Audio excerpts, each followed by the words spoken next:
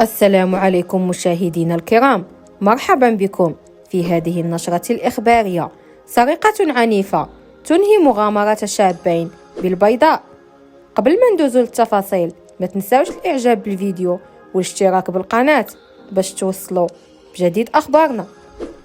تمكنت فرقة الشرطة القضائية بمنطقة أمن عين الشق بالبيضاء من توقيف شخص من ذوي السوابق القضائية، وذلك للاشتباه في كونه أحد المتورطين في عملية للسرقة مقرونة بالضرب والجرح باستعمال السلاح الأبيض. جرى توثيقها بمقطع فيديو منشور على مواقع التواصل الاجتماعي، وأورد بلاغ للمديرية العامة للأمن الوطني أن مصالح الأمن الوطني تفاعلت بسرعة وجدية كبيرة مع مقطع الفيديو الذي يظهر تورط شخصين على متن دراجة نارية في اعتراض سبيل ضحيتين، وتعريض أحدهما للسرقة المقرونة بالضرب والجرح باستعمال السلاح الأبيض، حيث باشرت التحريات الميدانية مكثفة مكنت من تحديد هوية المشتبه فيهما وتوقيف أحدهما أمس الثلاثاء.